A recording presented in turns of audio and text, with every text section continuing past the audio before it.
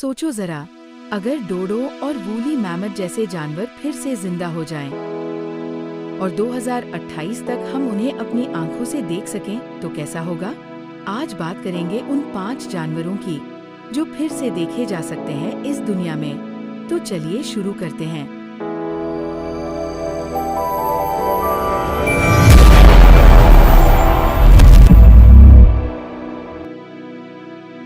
ऊनी मैमथ लगभग 4000 साल पहले पूरी तरह से विलुप्त हो गए थे और सबूत बताते हैं कि वे 4300 साल पहले तक उत्तरी रूस के तट पर आर्कटिक महासागर में स्थित रैंगल द्वीप पर मौजूद थे। ये वर्तमान एशियाई हाथियों से निकटता से संबंधित है और हिमयुग के दौरान उत्तरी अमेरिका, यूरोप और एशिया में घूमते थे। ये विशालकाय जानवर 15 फीट तक ऊंचे और इनका वजन 6 टन तक भारी होता था। इनके दांत 5 मीटर तक लंबे थे। ये 70 साल तक जीते थे और 20 मील प्रति घंटे की रफ्तार से दौड़ सकते थे। इनका प्राकृतिक वास टुंड्रा और स्टेपी था, जहां तापमान -13 से 4 डिग्री सेल्सियस रहता था। वैज्ञानिक एशियाई हाथियों के डीएनए में मैमथ जीन डालने के लिए क्रिस्पर जीन एडिटिंग तकनीक का उपयोग कर रहे हैं, क्योंकि वे मैमथ के सबसे करीबी जीवित रिश्तेदार हैं। उनका लक्ष्य मैमथ जैसे गुणों वाला एक हाइब्रिड प्राणी बनाना है।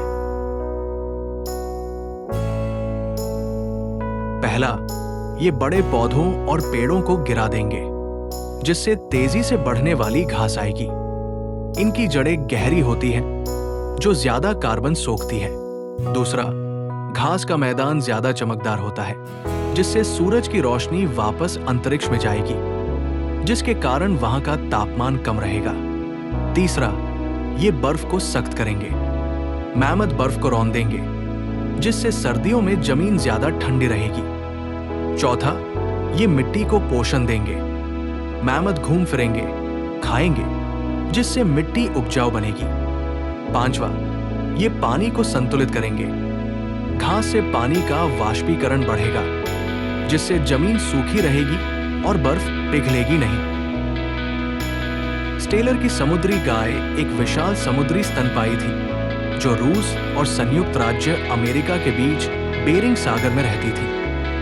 इसका वर्णन सबसे पहले जॉर्ज विल्हेम स्टेलर ने 1741 में किया था और ये इतनी सुंदर और विशाल थी कि मनुष्यों द्वारा इनका इतना शिकार किया गया कि ये मात्र 27 साल बाद ही विलुप्त हो गई। किसी विलुप्त प्रजाति को वापस लाना आसान काम नहीं है, लेकिन वैज्ञानिक इस चुनौती को स्वीकार कर रहे हैं। इसके लिए जीनोम एडिटिंग एक प्रमुख तरीका है। वैज्ञानिक स्टेलर सी काऊ के जीन को उसके करीबी रिश्तेदार डुगोंग मछली के जीनोम में एडिट करने की कोशिश कर रहे हैं, लेकिन इस प्रक्रिया में एक बड़ी समस्या है। कोई ऐसा करीबी रिश्तेदार मौजूद नहीं है जो सरोगेट मदर बन सके। इस चुनौती से निपटने के लिए वैज्ञानिक अब आर्टिफिशियल वूम्स यानी कृत्रिम गर्भाशय विकसित करने पर भी काम कर रहे हैं, जिससे बिना किसी जीवित मां के विलुप्त प्रजातियों को फिर से जीवित किया जा सके। ये विशालकाय जीव अनोखे थे, जिनकी ऊंचाई 30 फीट और वजन 10 टन तक होता था। ये अन्य समुद्री गाय प्रजातियों की तुलना में बहुत बड़ी और अधिक प्रभावशाली थी। स्टेलर की समुद्री गाय पूरी तरह शाकाहारी थी और अपने विशेष रूप से विकसित दांतों की मदद से केल्प यानी समुद्री घास को बड़े आराम से चबाया करती थी।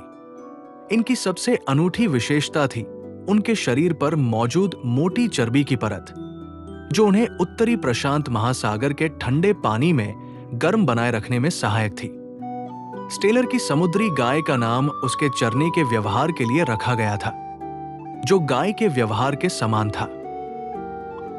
साबरटूथ कैट, जिसे स्माइलोडॉन भी कहा जाता है, ये उत्तरी और दक्षिणी अमेरिका के घास के मैदानों, जंगलों और बर्फीले क्षेत्रों में पाए जाते थे।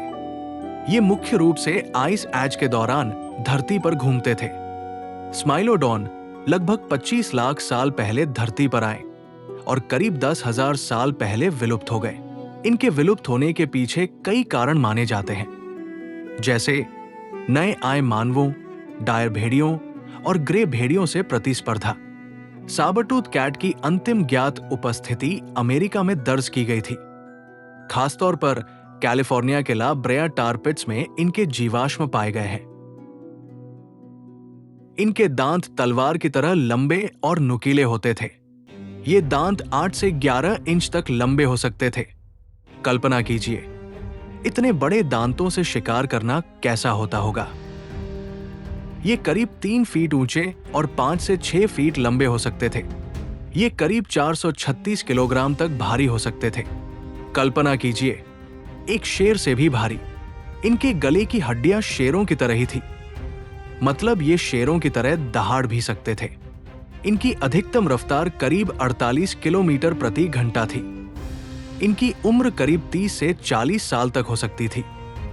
ये हाथी, गैंडे जैसे बड़े शाकाहारी जानवरों का भी शिकार कर सकते थे। वैज्ञानिकों ने इनके डीएनए का अध्ययन किया है और इसे जंगली बिल्लियों के जीनोम में जोड़ने का प्रयास कर रहे हैं, लेकिन इनका डीएनए बहुत कम है। इसलिए मैमथ या स्टेलर सी काऊ की तुलना में इनके पुनर्जीवन में और अधिक समय लग सकता है। डोडो एक उड़ने में असमर्थ पक्षी था जो सिर्फ मॉरिशस के द्वीप पर पाया जाता था। यह द्वीप हिंद महासागर में स्थित है। वो जगह इनके लिए काफी सुरक्षित थी क्योंकि मॉरिशस पर इसका कोई प्राकृतिक दुश्मन नहीं था। डोडो पक्षी के विलुप्त होने के पीछे कई कारण थे। जब इंसान 1500 के दशक के अंत में मॉरिशस पहुंचे तो उन्होंने इन पक्षियों का शिकार शुरू कर दिया। इसके अलावा इंसान अपने साथ कुत्ते, बिल्ली, सुअर, चूहे और बंदर जैसे जानवर लेकर आए जिन्होंने डोडो के अंडों और खाने पर हमला किया। डोडो की धीमी प्रजनन प्रक्रिया और रहने की जगह के नुकसान ने भी इसकी संख्या घटाने में बड़ी भूमिका निभाई। डोडो को आखिरी बार 1662 में देखा गया था। इसके बाद से ये पक्षी विलुप्त हो गया। अगर हम इसकी ऊंचाई की बात करें तो ये लगभग 32 से 38 इंच तक होती थी। वजन पर नजर डालें तो इसका वजन मात्र 13 से 23 किलोग्राम के बीच होता था। लंबाई की बात करें तो ये सिर्फ 7 से 9 इंच तक होती थी। इसके पंखों का फैलाव भी काफी दिलचस्प था। ये लगभग 22 से 26 इंच तक फैले होते हैं। इसका रंग आमतौर पर ग्रे या भूरे रंग का होता था और इनकी पूंछ सफेद रंग की होती थी जो इन्हें खास बनाती है। सबसे रोचक बात यह है कि ये 10 से 30 साल तक जीवित रहती थी। वैज्ञानिकों ने सबसे पहले डोडो के अवशेषों जैसे कि हड्डियों और पंखों से क्षतिग्रस्त डीएनए निकाला। इसके बाद आधुनिक जीनोम सीक्वेंसिंग तकनीक का उपयोग करके उसके पूरे जीनोम को फिर से तैयार किया गया। निकोबार कबूतर, जो डोडो का सबसे करीबी जीवित रिश्तेदार है, को डोडो के अनोखे गुणों की पहचान के लिए चुना गया। क्रिस्पर-कास9 तकनीक का उपयोग करके डोडो के विशेष गुण जैसे उसका आकार और उड़ने में असमर्थता निकोबार कबूतर के जीनोम में जोड़े जाते हैं। इस संपादित डीएनए से एक भ्रूण तैयार किया जाता है जिसे एक सरोगेट पक्षी के अंडे में प्रत्यारोपित किया जाएगा। थाइलासीन, जिसे तस्मानियाई टाइगर भी कहा जाता है, एक मांसाहारी धानी प्राणी था जिसकी बनावट भेड़िए या कुत्ते जैसी दिखती थी, लेकिन कंगारू की तरह पेट पर एक विशेष थैली पाई जाती थी। ये अद्भुत जीव मुख्य रूप से ऑस्ट्रेलिया, तस्मानिया और न्यू गिनी का मूल निवासी था। हालांकि अत्यधिक शिकार और इंसानों द्वारा लाई गई प्रजातियों जैसे लोमड़ियों से बढ़ती प्रतिस्पर्धा के कारण ये दुर्लभ प्राणी 20वीं सदी में पूरी तरह विलुप्त हो गया। आखिरी जंगली तस्मानियाई बाघ 1910 और 1920 के बीच मारा गया था, जबकि अंतिम बंदी तस्मानियाई बाघ की मृत्यु 1936 में होबार्ट चिड़ियाघर में हुई थी। वैज्ञानिकों ने 108 साल पुराने थाइलासीन के डीएनए की पूरी जानकारी निकाली, फिर उसके सबसे करीबी रिश्तेदारों के जीनों से इसकी तुलना की। उसके बाद उन्होंने एक खास तकनीक क्रिस्पर से थाइलासीन के जीनों को उसके रिश्तेदारों के जीनों में जोड़ा जा रहा है। वैज्ञानिकों का अगला कदम तैयार जीनोम को डेस्यूरिड अंडे में प्रत्यारोपित करना होगा। डेस्यूरिड को तस्मानियाई बाघ का सबसे करीबी रिश्तेदार माना जाता है। कोलोसल बायोसाइंसेज ने बताया था कि पहला तस्मानियाई बाघ 6 से 10 वर्षों के भीतर पैदा हो सकता है। बाघों के शुरुआती समूह को पहले निजी भूमि पर पाला जाएगा, उसके बाद उन्हें जंगल में लाया जाएगा। इनकी लंबाई 39 से 51 इंच तक होती थी, ऊंचाई 20 से 27 इंच और वजन लगभग 30 किलो।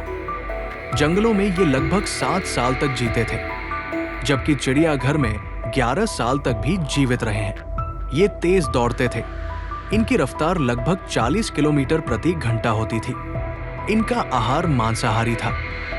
ये पक्षियों, छिपकलियों और छोटे स्तनधारियों का शिकार करते थे। यूकेलिप्टस के जंगल, घास के मैदान और तटीय इलाके इनके रहने की पसंदीदा जगह थी। एक सबसे खास बात ये कि थाइलासीन अपना मुंह लगभग 120 डिग्री तक खोल सकता था।